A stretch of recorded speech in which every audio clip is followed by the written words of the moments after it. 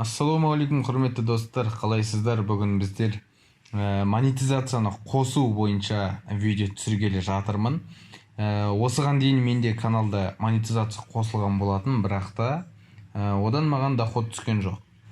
Енді осы жақында бір айдың көлемінде маған нарушение келген болатын, яғни авторлық құқықты бұзғаның үшін осындай ескерту береміз деп маған ескерту келген болатын. Ол мінекей тұр.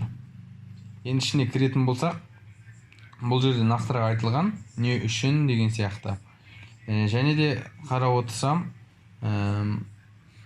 бұл жерден мынандай смайлик екіншіге түсіп кеткен, яғни орташа деген сөз. Енді монетизация қосылмаған екен.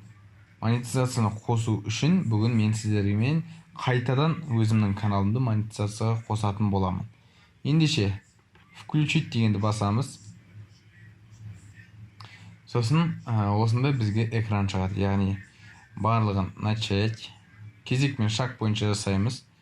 3 галочканы қоямыз, қабылдаймыз. Бірінші шаг, бірінші қадам орындалды. Екінші бізге AdSense-пен байланыстыру керек.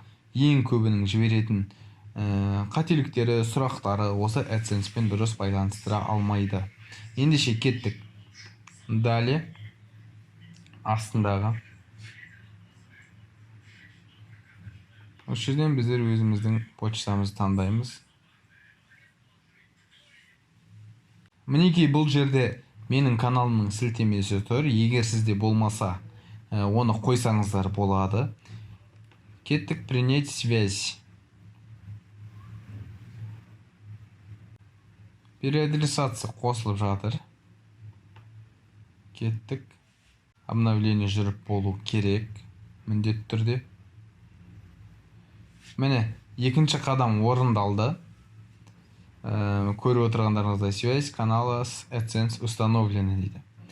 Выберите, какую рекламу показывать. Настройка вступит в силу, как только заявка на монетизацию будет одобрена. Начать. Overlay. Рекламная подсказка. Объявление с возможностью пропуска. Барлығын қабылдаймыз. Күтеміз. Обновление жүрді. Енді қараңыздар. Наберите 4 часов 4000 сағат просмотр жинау керек. Соңғы 12 айда және де 1000 подписчиктан асу керек. 1000 подписчиктан асып тұр. Енді біздер уақытты қараймыз. Бұл жерде жазған, көріп отырсаңыздар, осы шарттарды орындаған жағдайда біздер тексереміз дейді сіздің каналыңызды. Егер шарттар орындалмаса тексере алмаймыз дейді. Кем дегенде 4000 сағат болуы міндетті түрде дейді. Және де ол 4000 сағат барлығы ашық доступта тұру керек екен. Көріп отырсыздар.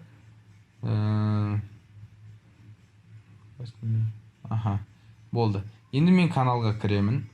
Аналитикаға өтемін.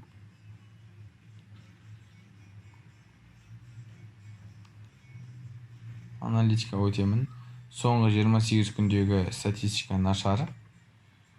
Соңғы 12 ай 365 күн. Последний 365 күн деймізде қараймыз. Просмотр 74.000 екен, жарайды. 143.000 минут. Енді қараңыздар. Калькулятормен есептейміз. 143.000 минут бөлінген 60.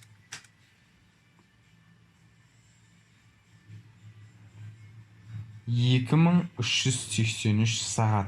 Яғни менің каналым жаңа шарттарды қанағаттандырмайды. Яғни маған әлі де 1700-1600 сағат жинау керек екен. Ол үшін мен не істеймін? Ол үшін мен неғұрлым көп видео түсіру керекпін, және де ең қулығы тікелей эфирлерді көп өткізу керекпін. Яғни сол кезде менің қаралым уақытым жылдам өседі. Ал бұл монетизацияның жаңағы шарттары тек осы 4000 сағат жеткеннен кейін тексеріледі, оған дейін тексерілмейді. Енді қараңыздар, егер сізде 4000 сағаттан асып тұрса, 1000 подписчиктен асып тұрса, онда сіздердікі кем дегенде 1 ай тексерілуі мүмкін. 1 айдың ішінде сізге жауап береді. Яғни ол 1 айдан асып кетсе, 1 айға жетпесе де жауап береді. Либо қабылдайды, либо қабылдамайды. Екеуі де ол жауапқа саналады. Сондықтан сіздерге күтулеріңіз керек. Қандай жағдай болмасын, сіздерге YouTube жауап береді. Егер қабылдаса, барлығы жақсы, ал қабылдамаса, сіздерге себебін көрсетеді. Мүмкін ол жерде авторлығы құқық бұзылған болуы мүмкін деген сияқты өзінің ескертпелері болады. Сондықтан монетизация қосудың негізі маған қатты қажеттілігі жоқ. Не үшін қосып жатырмын? Өйткені канал монетизацияға қосылған жағдайда сіздің каналдағы видеоларыңыз топқа шығуға, басқа адамдарға көрінуге, тағы да басқа YouTube'тың өзінің автоматты көмегі әсер етеді. Сол үшін монетизация қосылған дұрыс, ал ақша табу үшін деген сияқты менде ондай ой жоқ, ниет те жоқ. Сондықтан маған қатты маңызды емес. Ал енді бұрын қалай қосылды деген сұрақтар келуі мүмкін. Бұрын мен сіздерге айтайын, 2016 немесе 2017 жылдары мен монетизацияны қосып алған болатынмын. Ал ол кезде менде 100 подписчик болды ма, сондай болды. Ол кезде бұндай шарттар болған жоқ. Сондықтан сол кезде қосылғаннан қалып қойған болатын. Сондықтан да маған көп ақша алып келген жоқ, тиындар келді. Бірақ та оны мен әлі шығарған жоқпын. Алайда басқа каналдар арқылы менде сіздерге көрсететін болсам, AdSense'те біраз ақша жиналған болатын. Міне соңғы платеж 796. Сіздер де осындай ақша жинай аласыздар Қазақстанда. Сондықтан тек қана бір каналмен байланып қалмаңыздар, әртүрлі каналдарды қатар жүргізсеңіздер де болады.